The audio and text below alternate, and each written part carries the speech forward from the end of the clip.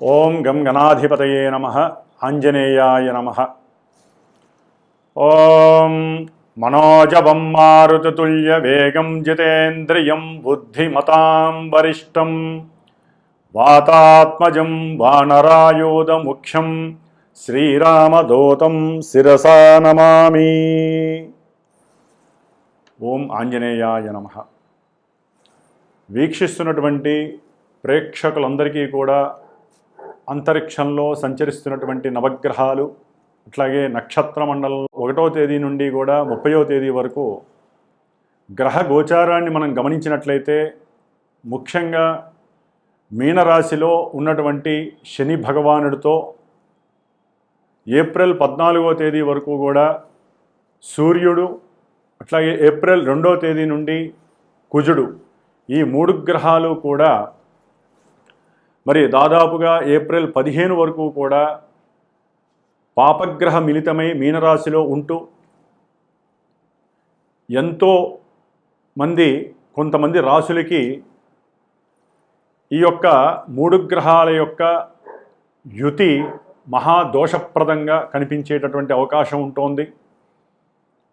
అలాగే విద్య, వివాహము, అట్లాగే సత్సంతానము, వ్యాపారము, కోర్టుకు సంబంధించినటువంటి లావాదేవీలు, ఉన్నతమైనటువంటి విద్య, శారీరక ఆరోగ్యము, ఆర్థికపరమైనటువంటి సమస్యలు, ఇట్లా మానవ జీవితంలో నిత్యము ముడిపడి ఉన్నటువంటి ప్రతి ఈవెంటు కూడా ఆ వ్యక్తి యొక్క జననకాల సమయాన్ని బట్టి, అతను పుట్టినటువంటి ప్రదేశాన్ని బట్టి, తేదీని బట్టి లగ్నము, అట్లాగే నడుస్తున్నటువంటి ఇప్పుడు దశలు, అంతర్దశల వారీగా మాత్రమే మనకి గోచారంలో అక్కడ గ్రహస్థితి ఇక్కడ ప్రస్ఫుటమై గోచారంలో వారి యొక్క మానసిక స్థితిని చూపించేటటువంటి చంద్రగ్రహ రాశి నుంచి ఏ రాశుల వారికి ఏ గ్రహాలు ఏ స్థానాల్లో ఉండి ఏ రకమైనటువంటి ఇబ్బందులని అలాగే శుభాలని కలుగజేస్తాయి, కొంతమందికి శుభాలు కలుగజేస్తాయి అనుకున్నటువంటి రాశుల వారికి చాలా ఇబ్బందులు ఎదుర్కొనే పరిస్థితులు కూడా కనిపిస్తూ ఉంటాయి. నాకు వచ్చేటటువంటి కొన్ని ఫోన్ల ద్వారా, నాకున్నటువంటి అనుభవం ద్వారా. మరి కొంతమందికి ఇబ్బందులు కలుగుతాయి, అశుభాలు కలుగుతాయి అన్న వాళ్ళకి చక్కటి శుభాలు కలిగే అవకాశాలు ఉంటాయి. అంటే పెళ్ళిళ్ళు కావచ్చు, మంచి విద్యాభ్యాసం, విదేశీయానం, ఇలా. ఎందుకంటే మనకి గోచారం కన్నా ఇంకొక ఉన్నతమైనటువంటి స్థాయి జన్మ లగ్నం, దశలు, అంతర్దశలు. వాటిల్ని బట్టి గోచారం మనకి చక్కగా ప్రభావితం చూపిస్తూ ఉంటుంది. కాబట్టి ఎవరైనా సరే మెయిన్ ఈవెంట్స్ అయినటువంటి కళ్యాణము కానీ, సంతాన విషయంలో కానీ, విదేశీయాన విషయము, ఇల్లు కట్టుకోవాలి, వాహనం కొనుక్కోవాలి, లేకపోతే విద్యలో ఆటంకాలు కలుగుతున్నా, భార్యాభర్తల మధ్య ఎన్నో అంతరాలు, అట్లాగే ఇబ్బందులు, ఎడబాట్లు, కోర్టు సమస్యలు, భూమికి సంబంధించినటువంటి సమస్యలు, ఏదైనా సరే, ఏ విషయంలోనైనా సరే ఇబ్బందులు కలుగుతున్నా, ఏ విషయంలోనైనా సరే మీరు ముందుకు వెళ్ళాలి, శుభం చేసుకోవాలి, ఇంట్లో శుభ కార్యక్రమాలు చేసుకోవాలనుకున్నా మస్ట్ అండ్ షుడ్ తప్పకుండా జన్మజాతకాన్ని చూపించుకొని జాతకంలో జరిగేటటువంటి విశేషాలు ఏమిటో మీరు చక్కగా మీకు నమ్మినటువంటి గురువు ద్వారా తెలియజేసుకొని వాటిల్లో ఏదైనా సరే అసమతుల్యమైనటువంటి పరిస్థితులు, ఇబ్బందులు ఉంటే వాటికి తగ్గ రెమెడీస్, జ్యోతిష్యం అంటేనే పరిహారం అండి. ఒట్టిగా పురాణం విన్నట్టు జ్యోతిష్యాన్ని వినకూడదు. ఏదైనా సరే జ్యోతిష్య శాస్త్రంలో ఈ దశల్లో ఇబ్బందులు జరుగుతున్నాయి, వీటికి సంబంధించినటువంటి ఇబ్బందులు జరుగుతున్నాయని తెలుసుకున్నప్పుడు ఈ చెవితో విని ఈ చెవితో వదిలేయకూడదు. మీరు కష్టపడాలి. మాలాంటి బ్రాహ్మణోత్తముల ద్వారా, పురోహితాదుల ద్వారా మంత్రపూర్వకంగా దేవతల్ని యంత్రపూర్వకంగా, తంత్రపూర్వకంగా ఆరాధిస్తూ ఆ యొక్క అంతరిక్షం నుంచి వచ్చేటటువంటి నెగిటివ్ వేస్ని తీసేసి మనం సృష్టించుకున్నటువంటి ఈ యొక్క కాలంలో మనకున్నటువంటి ఋషులు ఇచ్చినటువంటి మంత్రప్రయోగం ద్వారా ఎన్నో అభీష్టాలను నెరవేర్చుకునే శక్తి మనం చేసుకోవాలి. కాబట్టి మరి ఈ ఏప్రిల్ మాసంలో మేషాదిగా మీనరాశి పర్యంతం గ్రహాల యొక్క, నవగ్రహాల యొక్క స్థితిగతులు ఏమిటి, అవి ఏ రాశుల వారికి ఏ రకమైనటువంటి ఫలితాలను ఇస్తాయో మరి ఉన్నంతలో సూక్ష్మంగా, స్థూలంగా తెలుసుకునేటటువంటి ప్రయత్నం చేద్దాం. ప్రతి ఒక్కరూ కూడా ఈ నెలలో ఏప్రిల్ 2వ తేదీ నుండి మే 10వ తేదీ వరకు మీనరాశిలో సంచరించేటటువంటి కుజుడు శని మహాపాపగ్రహాలు ప్రపంచానికి విపత్తుని ప్రకృతిని పాడు చేసేటటువంటి వినాశకరమైనటువంటి ఇబ్బందుల్ని, ప్రకృతి లోపల భూమి మీద బతుకుతున్నటువంటి ప్రతి జీవరాశిని, అందులో మనం ఉన్నాము బుద్ధి కలిగినటువంటి వాళ్ళం, మరి మనకి కూడా ఎన్నో సమస్యలను కలుగజేసేటటువంటి పరిస్థితి ప్రకృతి ఇవ్వబోతోంది. కాబట్టి ప్రతి ఒక్కరూ తప్పకుండా శ్రీరామరక్షా స్తోత్రాన్ని చదవండి. రోజు కుజుడికి శనికి సంబంధించిన స్తోత్రాన్ని నిత్యము కూడా చక్కగా 70 సార్లు, శనికైతే గనక 190 సార్లు చదవండి. వారి ఇరువురికి ఈ 2 పాపగ్రహాలని అణచివేసేటటువంటి శక్తి ఒక్క హనుమంతుల వారికి ఉంది దేవతామూర్తిగా. కాబట్టి హనుమాన్ చాలీసా రోజుకి 11 సార్లు చదవండి. కొంతమంది రాశులు ఎవరైతే ఉన్నారో వారందరికీ కూడా దోషాలు తొలగిపోతాయి. అట్లాగే ముఖ్యంగా శ్రీమాత జ్యోతిషాలయ పీఠంలో, మా పీఠంలో ఈ 41 రోజులు ఏప్రిల్ 2వ తేదీ నుండి మే 11వ తేదీ వరకు కూడా ఈ కుజశనులకి ఇద్దరికీ కూడా జపాలని ఆచరిస్తూ దేవతామూర్తి అయినటువంటి హనుమంతుల వారికి చక్కగా మంజుసూక్త జప పారాయణ చేస్తూ, రోజు వారికి సంబంధించిన హనుమాన్ చాలీసా పారాయణ చేస్తూ, నిత్య అర్చన చేస్తూ, చివరిలో హనుమత్ జయంతి మే 12వ తేదీన పవన సూక్తంతో, మృత్యుంజయ మంత్రంతో పాశుపత రుద్ర హోమాన్ని చేస్తూ, హనుమంతుడి యొక్క సహస్రనామ హోమము, సీతారామచంద్రుల వారి యొక్క అష్టోత్తర నామాలతో హోమము ఆచరిస్తున్నాను మే 12వ తారీఖున. కాబట్టి సమస్యలు ఉన్నటువంటి వారు తప్పకుండా పీఠానికి సంప్రదించి దానికి సంబంధించినటువంటి పూజలో మీ యొక్క కుటుంబం తరపున కూడా మీరు కూడా పార్టిసిపేట్ చేసే అవకాశం తీసుకోండి.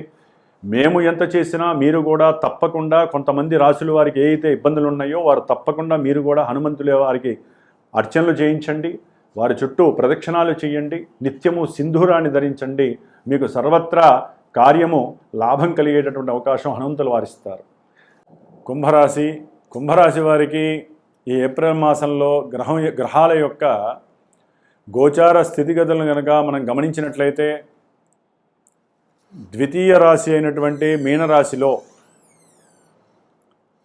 కుజ భగవానుడు, శని భగవానుడు, సూర్యుడు, ఈ 3 గ్రహాలు కూడా 14వ తేదీ వరకు కూడా కుటుంబ స్థానాన్ని, ఆర్థిక స్థానాన్ని, అభీష్ట స్థానాన్ని కూడా కమాండ్ చేస్తున్నాయి. అంటే వ్యాపారపరంగా తీవ్రమైనటువంటి ఆటుపోటులు, సరైనటువంటి వ్యాపారం లేక ఆర్థికంగా నష్టపోవటము, వ్యాపారంలో ఏదైనా సరే గవర్నమెంట్ ఇష్యూస్ ద్వారా వీరు ధనాన్ని కోల్పోయే పరిస్థితి కూడా కనిపిస్తోంది. అది ఐటీ కావచ్చు, ఐటీ దాడుల వల్ల కొంతమంది వ్యాపారస్తులు కావచ్చు, రాజకీయ నాయకులు కావచ్చు, పొలిటీషియన్స్ కావచ్చు, ఎవరికైనా సరే ఆర్థికపరమైన సమస్యలు తప్పకుండా ఇబ్బందులు పడుతూ ఉంటారు.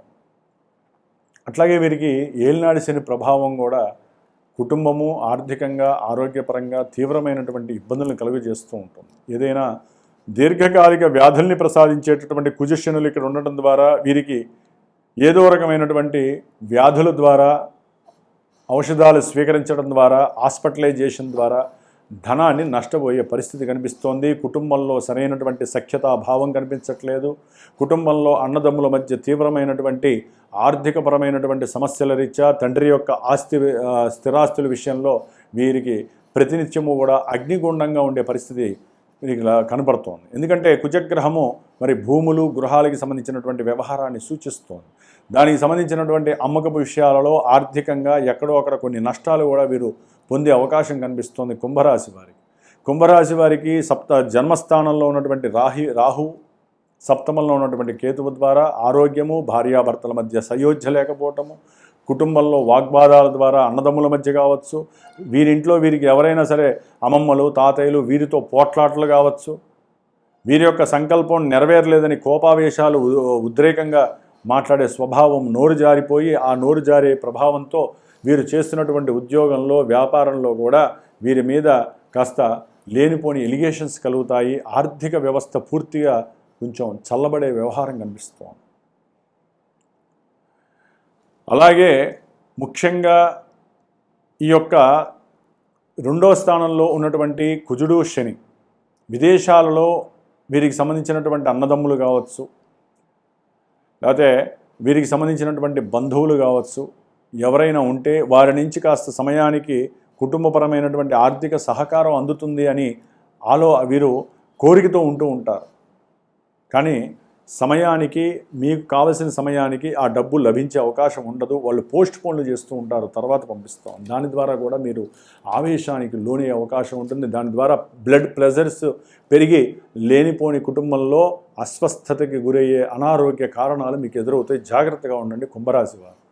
ఎందుకంటే కుంభరాశి వారికి సర్పదోషంతో పాటుగా ఏలినాడి శని దోషం, దానికి తోటి రవికుజులు కలవటం, 3 పాపగ్రహాలు ఉండటం, ఇప్పటి వరకు బుధుడు రాహువు కలిసి 11వ తేదీ వరకు కూడా జన్మరాశిలో ఉండి అనుకున్న కార్యాలు జరగకపోవడం, సంతానపరమైనటువంటి ఇబ్బందులు కలగటం, ఆకస్మికంగా సంతాన రూపకంగా అనుకున్న అభీష్టాలు నెరవేరక మానసికంగా నరాల పరంగా కూడా కొన్ని అనారోగ్య బాధలు, చర్మ సంబంధిత దోషాలు కూడా ఈ నెలలో వీరికి కలిగే అవకాశము, దానికి ధనం ఖర్చు అయ్యే అవకాశము, సంతానంతో సరిగ్గా మాట్లాడలేని సంభాషణ, సంతానము మీతో సరిగ్గా ఉండకపోవటం,